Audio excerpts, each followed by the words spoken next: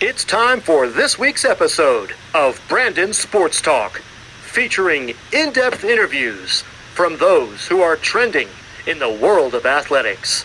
And now, here's the host of Brandon Sports Talk, Brandon Pate.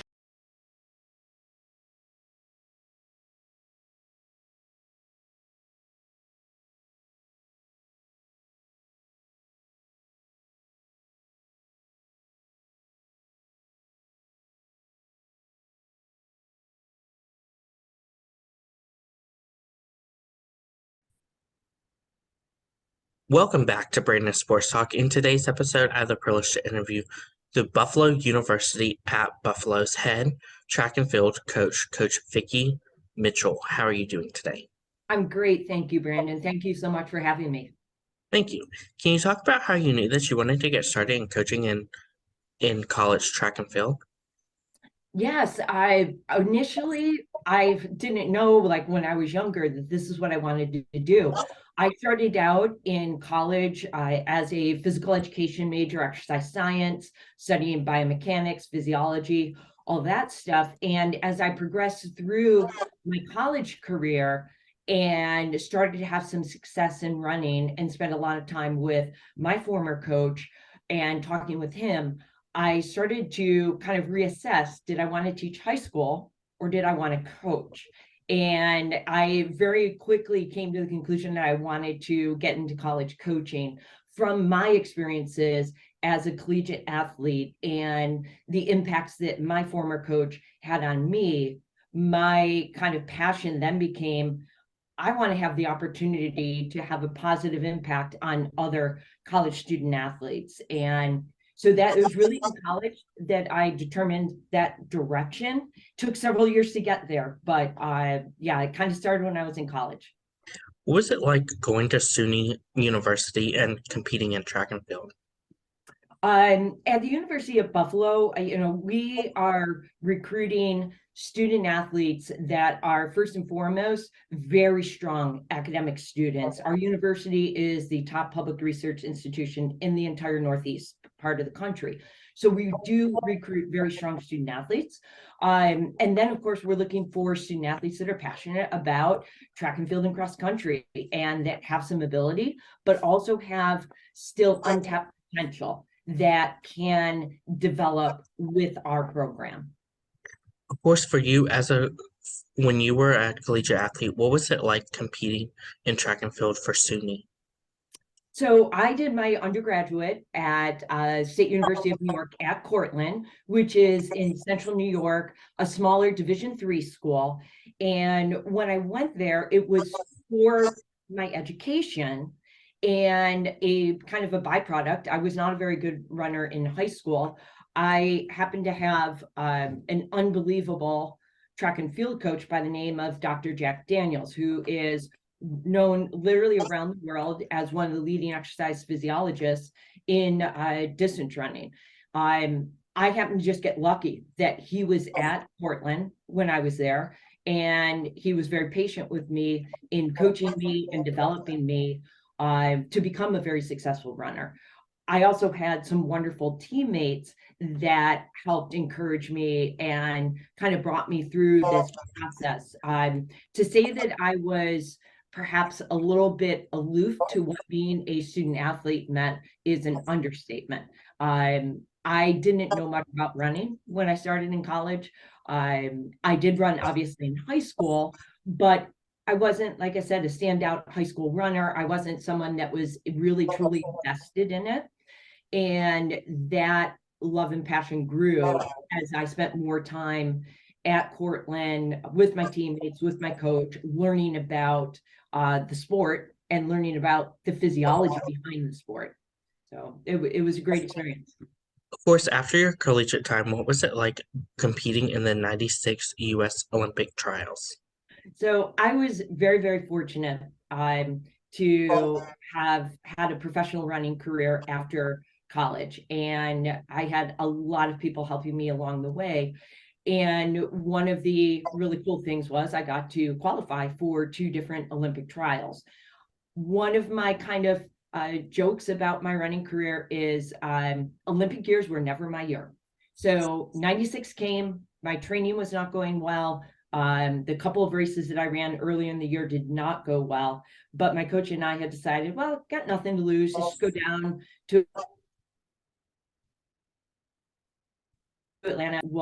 I dropped out of the race. I had my first in my life, did not finish, a DNF next to my name. And it was heartbreaking because I felt like I had invested so much into my training, but I also felt this greater sense that I let a lot of people down, my parents down, my family, my coach, the kids that I was teaching at that time. I thought that I had let them down. I very quickly realized that I didn't, and that they still cared about me as a person. But one of the great outcomes from an awful event of dropping out of the Olympic trials was learning what failure and success mean, and being able to define that and understand that as a coach, because at that time I was coaching high school, and being able to use that experience to better help my students when they ran into roadblocks or had a bad experience with a race, and be able to talk through those. In 2000, I was training for the marathon Olympic trials and ended up falling on a slippery bridge, and ended up fracturing my tibia. So I was out of the Olympic trials and completely missed it that year. So I kind of say those Olympic years were not my years, but I had some really great experiences in between those years to make some US teams and compete and represent the US. What was that like, obviously balancing competing for the US while obviously, as you said, coaching on the high school level? Yeah, so I was a full-time high school teacher and coach, and training professionally. And that was certainly a balancing act. A lot of the women that I was competing with were strictly runners or maybe had part-time jobs. And I, to this day, will say I would not have performed any better if I had only been running. I like to have a lot of things on my plate at one time. Most of my friends that know me usually know that I overload my schedule a little too much, but I did my running out of my passion for competing and just seeing what I could do, where I could push my body, right? It wasn't for money, glory, or anything else. It was just a personal passion of mine. While teaching full-time and coaching full-time, I knew that running as an athlete was not the only part of my life. And that was really important to me, that if I had a bad race, I had other things to fall back on, right? But I didn't do much outside of training, teaching, and coaching. I'd get up at 5 a.m. I'd get in my primary training session before I went into school at 8. I'd teach phys ed all day long, have practice in the afternoon, and then I would go do my second workout. And that's what I did for 5 years. I was also very fortunate. The school that I taught at was extremely supportive of me as an athlete. So when I was asked to compete for the US, and if I missed 2 or 3 days of teaching, the principal of our school, and I was at a Catholic girls' school, the principal was more than willing to support me leaving for a few days. They would cover my classes. And I really had the best of both worlds in that, because it was a private school, there were different regulations. A public school teacher, there's no way they could miss, 7 or 8 days of school in a school year. And as a private school that didn't really pay a lot, I think they compensated by accommodating me to be able to go run, which was really amazing. When I look back and think of all of the things that helped me to be a successful athlete, it was really things like that, people supporting me and helping me reach those goals. How was it like getting started first as a college coach, as an assistant coach for track and field and cross country? So my first college teaching position was at a small private school outside of Kansas City, Missouri, called William Jewell College.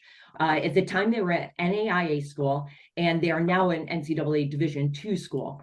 The head coach, Coach Vickie Mitchell, was the former assistant coach where I did my undergraduate at Cortland State. So Steve Lucido, awesome coach and person, just unbelievable. Had called me up to say, hey, I've taken this new position as a head coach, and I'm going to be hiring an assistant coach in July. So I applied, went out, interviewed, I was offered the position. And I should have prefaced, I'm a homebody. I'm from Buffalo, New York.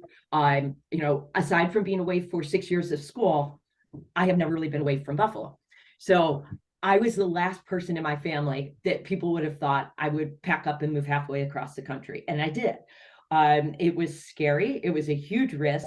I also knew that having the opportunity to work under Steve Lucido was going to be an amazing chance for me to get my feet into the coaching world. And so I went out to Liberty and had an amazing experience coaching at William Jewell College, and I was teaching there. And I learned so much in my 1 year that I was out there, from recruiting to managing our team to what we did with travel. It was an unbelievable learning experience in a wonderful institution. So I'm really grateful for that experience. And that catapulted to having an opportunity to coach at the University at Buffalo. And I was hired there after less than 1 year at William Jewell College. And I started there in July of 1999 at the University of Buffalo as an assistant coach under the former head coach, Coach Barry. And Coach Barry is an unbelievable coach, wonderful mentor to me, still to this day, someone that I can call and say, hey, Coach Barry, how are things going? And hey, what's your take on this? I'm so grateful for the opportunity he gave me. To be able to come back to the University of Buffalo, to come to my hometown and coach at a Division I school is kind of like a dream come true. And when Coach Barry retired, I had the opportunity to be considered as the head coach for the program. And here I am. And now I've been at Buffalo for on my way to 24 years. Of course, what was that feeling like coming back home to Buffalo and getting to coach at the university? That's hard to put in words other than simply amazing. Like I said, I don't know how many coaches get to say they have their dream job in their hometown. And one thing in the world of college coaching, you know this by all the other coaches that you've spoken to. Coaches seek out opportunities. They go where the opportunities are. They don't necessarily choose where they're going, where that job is located. And in my case, I had the opportunity to take a position here in Buffalo, which is really wonderful. It's about as great as it can be to be in a place where my family is, and at a position in a university that I absolutely love. Of course, how's that like, obviously having your family there with you and getting to see you become the head coach and get to coach and lead Buffalo University? Yeah. Well, my parents are my biggest fans, and I'm very thankful to have them as my continual rock and supporters for me, right? I think they were probably even more excited about me coming back to Buffalo than I was. And I'm fortunate because every step along the way, whether it's been a great season or a bad season, my parents are there to continue to encourage me and to continue to seek out my passion of coaching. So to be able to do that with my family here is really kind of cool. To have my brothers around is really kind of cool. So it's nice. How's it been like, obviously coaching 4 regional championships? Yeah, so we hosted the NCAA cross country national qualifier 4 different times. And that process, you put in a bid to the NCAA to be able to host that meet. It's a lot of work. And in Buffalo, New York, we have been known occasionally to get some cold weather and occasionally to have some snow. So I will say that in the 4 years that I hosted, every one of those years presented weather challenges in early November when we're hosting this cross country championship, including the last one that I hosted in what was it, 2019. We had a huge snowstorm on a Monday prior to our Friday championship race. And when I say huge, I mean 1.5 feet of heavy, wet snow that fell on wet grass. Like, it was not frozen. So you couldn't plow it, you couldn't do anything. It was basically a nightmare. We ended up running a road race, and the University of Buffalo community rallied around this. Our president of the university supported this, and our campus community, the facility staff, everyone came together to clear the roads on campus to make a national championship qualifying race happen in the most challenging of conditions. And when people ask me, like, why Buffalo, is because of the people here. The people support each other. At our university, within the community, there were so many people that just came out to help make that championship happen. And it was less than ideal conditions for the student athletes, but we made the best of it. And I think the coaches from around our region understood, man, this was a rough week. So, but having that opportunity to be able to host it, bringing in the Northeast region to Buffalo 4 different times to run the national qualifying race was incredible. And like I said, a ton of work. So I have not put in a bid since then to host, and probably won't ever again. Of course, in 2015, what was that season like, going and having one of your teams go to the NCAA Division I National Championship for throwing and javelin? So yes, we had an unbelievable season, and throughout our history, our program history, one of the many strengths to our program has been our throws program. And I have the great fortune of having one of the best throwing coaches in the entire country at the University at Buffalo, and Coach Garnham. And we had a very, very talented, but also very hardworking young man by the name of Jonathan Jones. And John Jones came to the University of Buffalo. Coach Garnham coached him. And I kind of joke that my role in things was helping him make sure he was at the races and at the competitions to travel, make sure I was feeding him, and he had his uniform to order, because Coach Garnham did all of the work. But being out in the University of Oregon at Eugene, in really like track mecca of the world, and having John win that national championship with that Buffalo jersey on was really special. It put the University at Buffalo in the national forefront. It put track and field at our university on a profile stage with the likes of extremely successful basketball programs that we've had and football programs. But to have a national champion, the first and only one from the University of Buffalo, from track and field, very, very special, and something that we as track and field coaches are very proud of. Of course, after that 2015 season, how did you take that and prepare for your next upcoming seasons?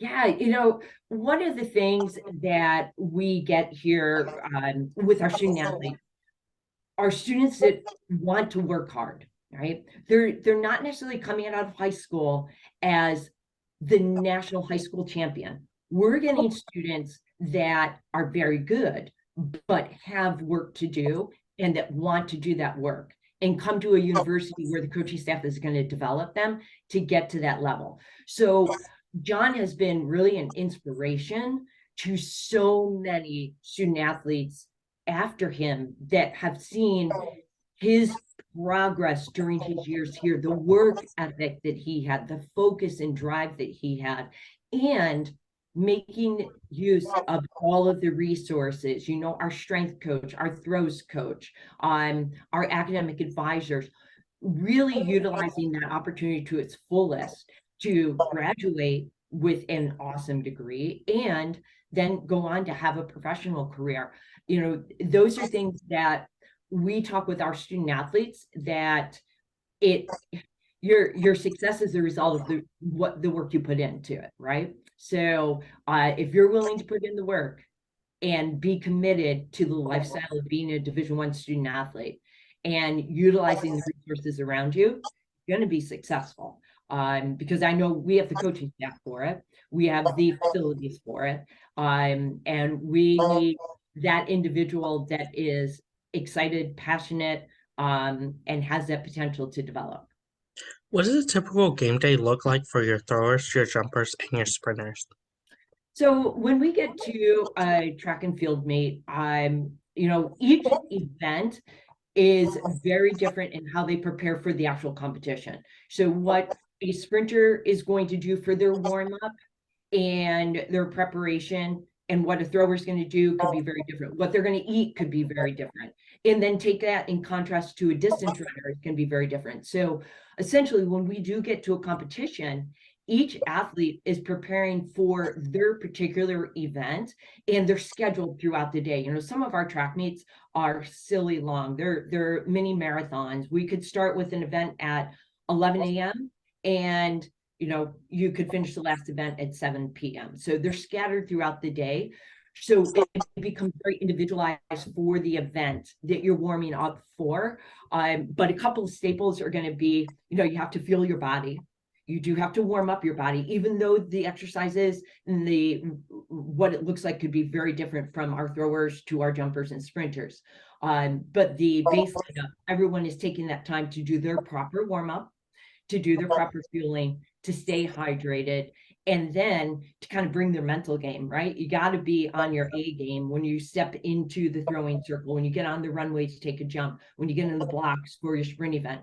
You have to be there and focused in the present moment.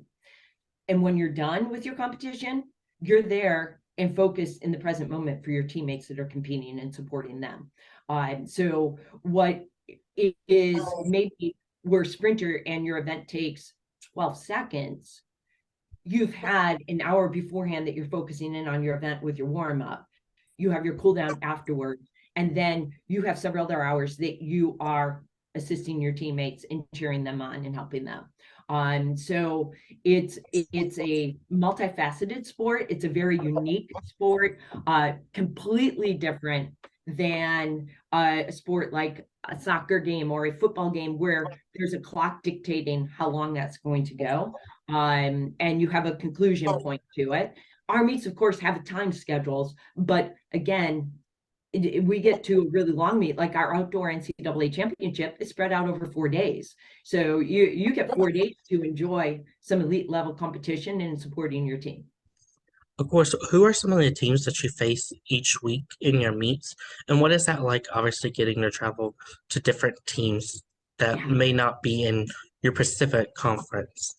Yeah, so we're in a unique position in terms of our location in Buffalo. Our conference is the Mid-American Conference, which is predominantly schools from Ohio and Michigan.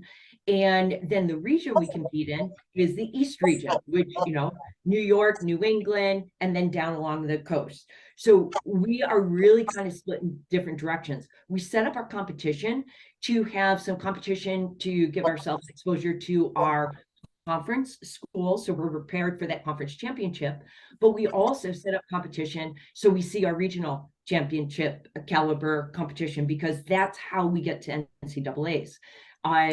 So we do spread that out, and in a sport such as track and field, we have about 6 track meets during the indoor season, another 6 or so regular season meets in the outdoor season, and our student athletes probably won't compete in all of those. We pick and choose in terms of the competition, how it fits in their training cycle, and how it prepares them for the conference championship.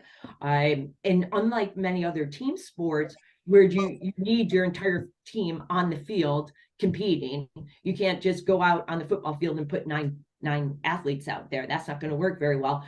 For us, we can travel, maybe it's 25 men and 25 women one weekend, and have a completely different group competing the next weekend. We have over 90 student athletes between our men's and women's programs. So we're not competing them every weekend, especially in the distance athletes. You can't compete a 10,000 meter race every weekend. You wouldn't survive. So, we space things out appropriately to get our best performances at the championship meets.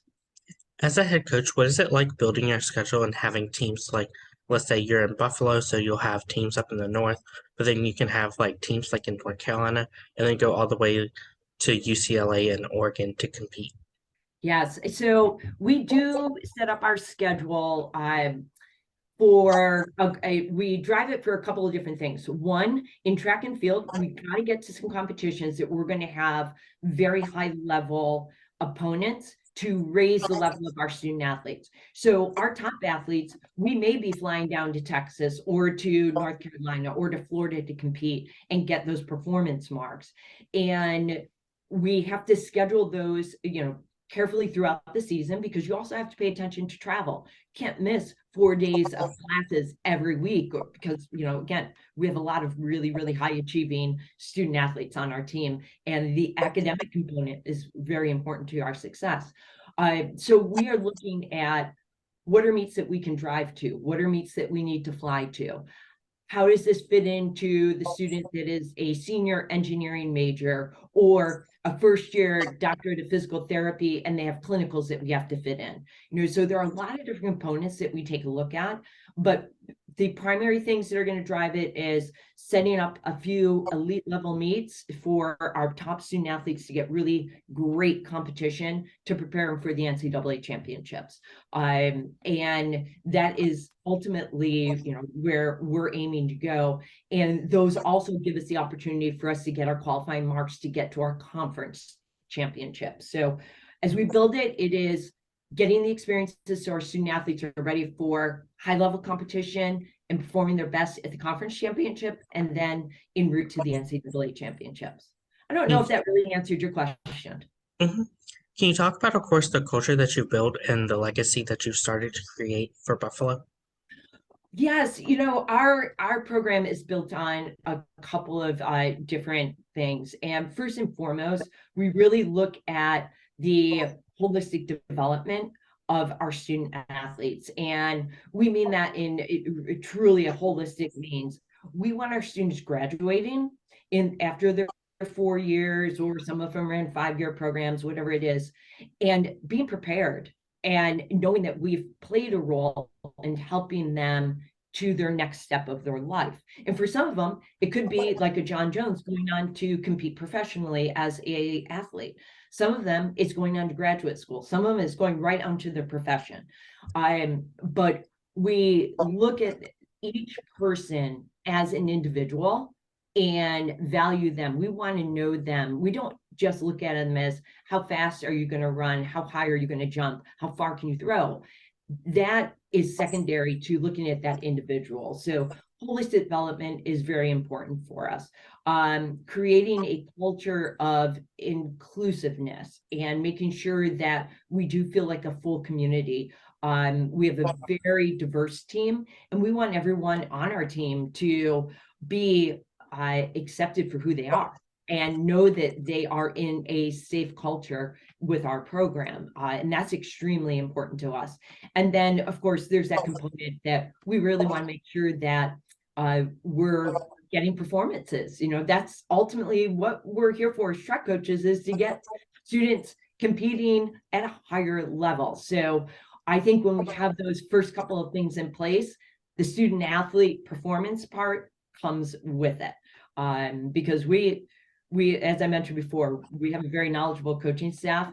We have amazing resources at our university to help our students really thrive in the culture that they're in. What does the recruitment process look for those prospective student athletes, and what do you look at in those prospective student athletes while on the road?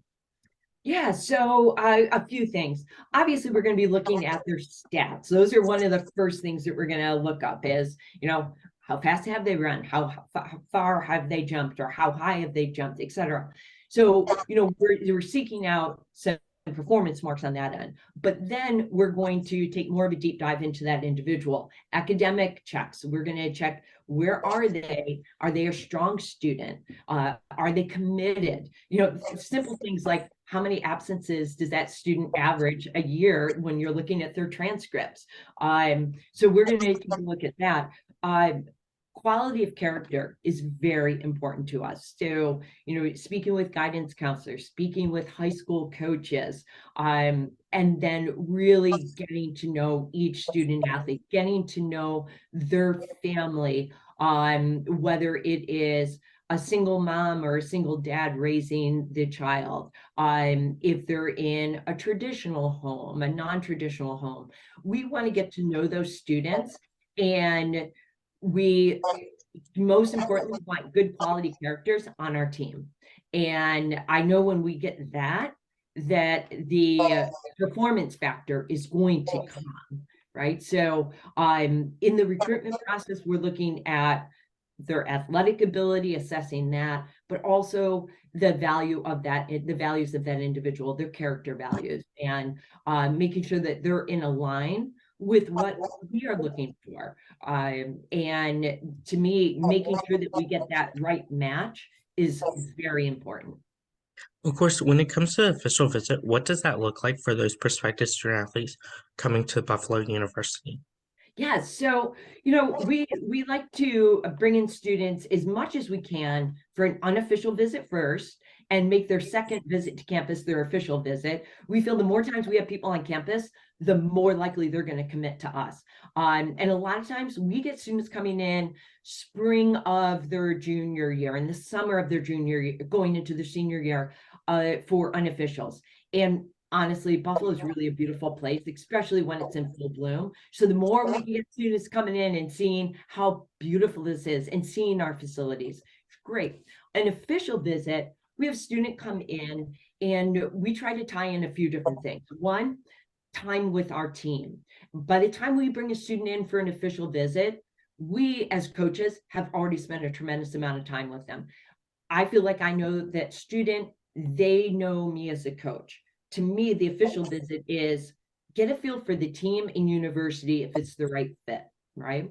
So we usually plan a team activity. It could be, maybe we're going bowling, maybe we go apple picking. In the wintertime, we might go ice skating, whatever it is, we try to tie in some things that might be of interest to the student visiting.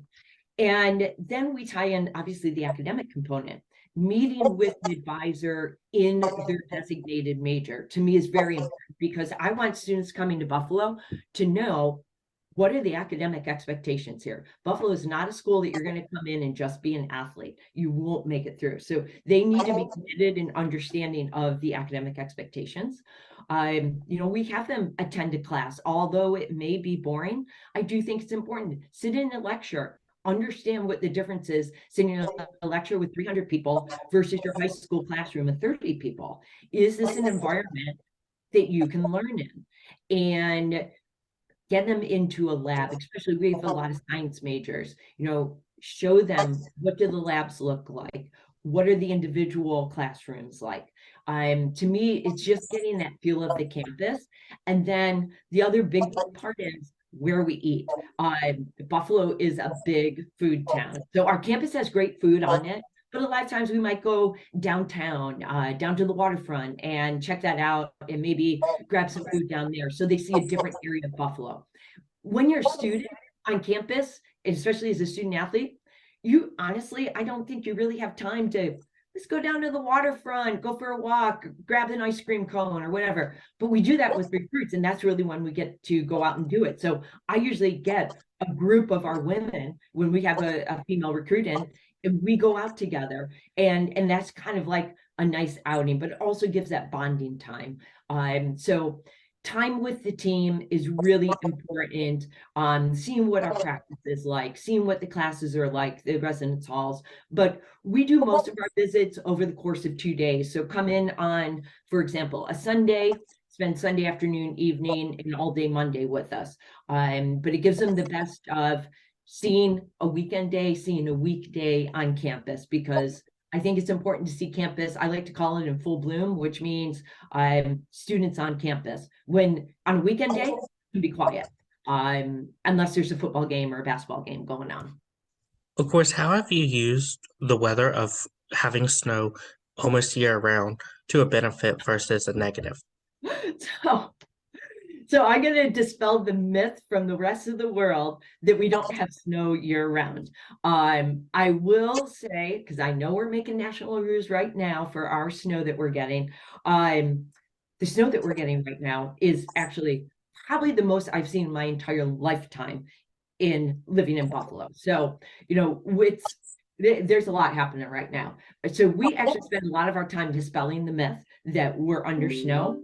We usually get snow in a little bit in December and then January and February. We've also had years where honestly we get into January and we've been on our outdoor track training because we haven't had snow. Now it's chilly. One of the biggest things we have where our campus is a lot of wind.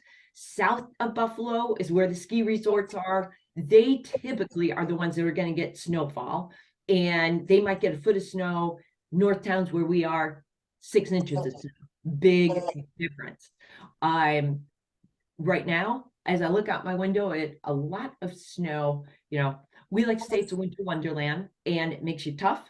We have a beautiful indoor training facility, so it doesn't impact us with our ability to train. We can still get our workouts in, get our training in. So we will recruit the students, and I have students in the wintertime for official visits. And if that's something that scares them away, then Buffalo is not the right place for them.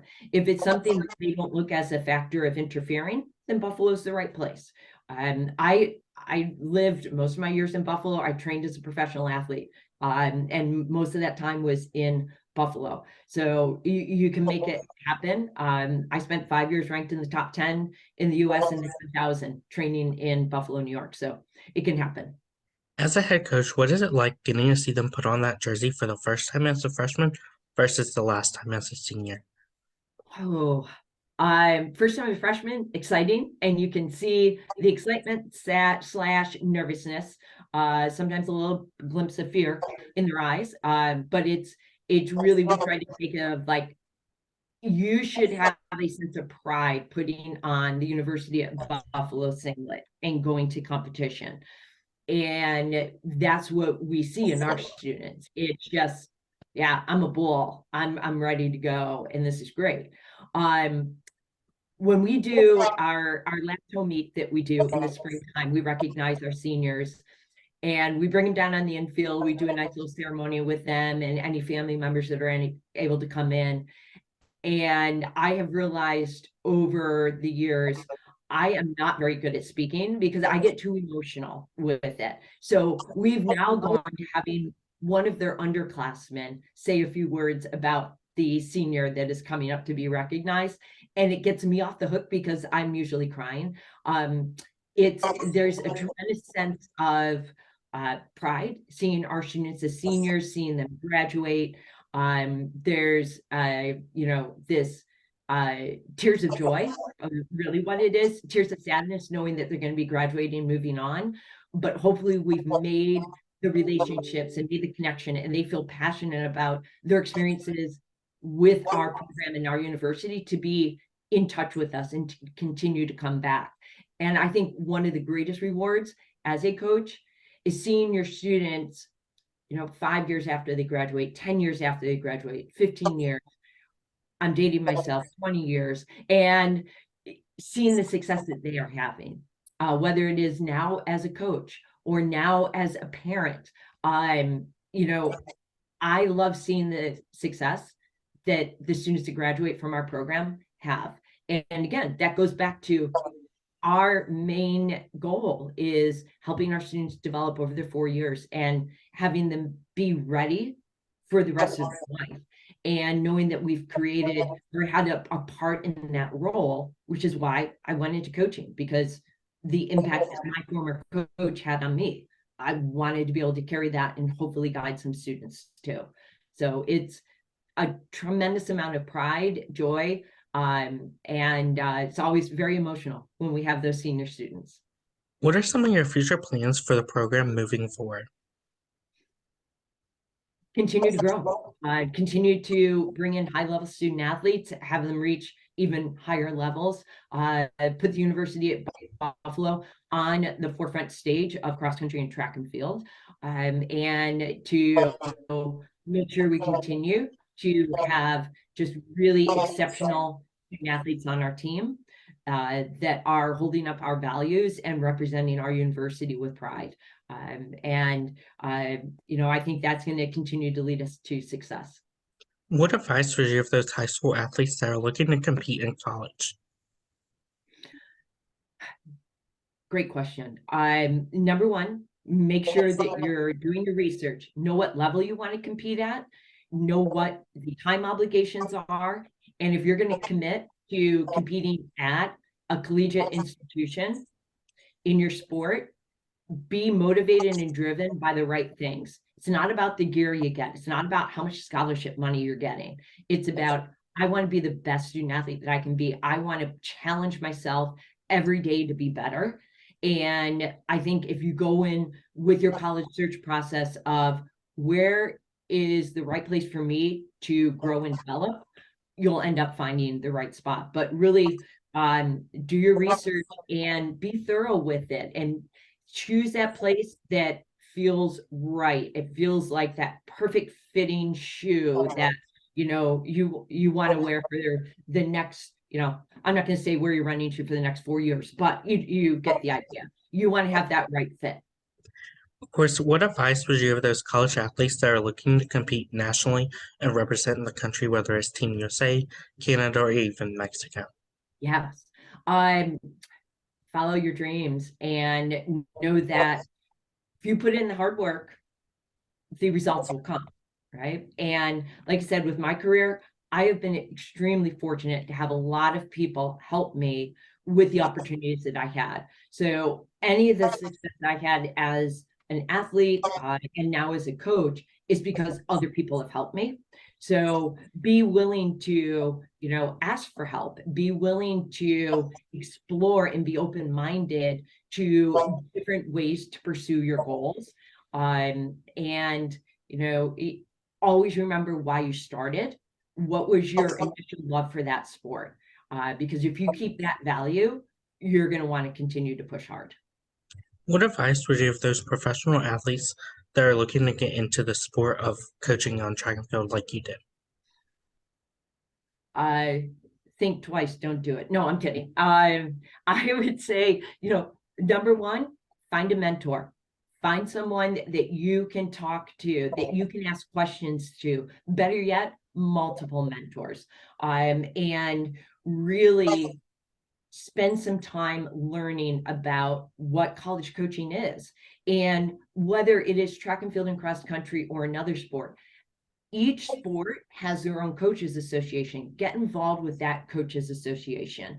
That is a fantastic way to learn about your sport, but also to meet people and to meet mentors. And to me, be willing to learn and know that there are multiple ways to one goal. So you may say, what, this is the way I'm going to coach this athlete. Maybe the athlete doesn't respond to that, and you need to look at some other routes to get the athlete to that goal. So I would say get a mentor or multiple mentors, and understand that communicating and knowing your student athletes, understanding what will really help them grow and develop is going to be key. What advice would you give those head coaches that are looking to get started in building their own program? Same thing. Reach out and talk to other coaches. And also really start to understand what are your core values as a coach. I know what mine are, and I recruit our coaching staff and our student athletes to those values. And if they don't line up, it's probably not a great fit.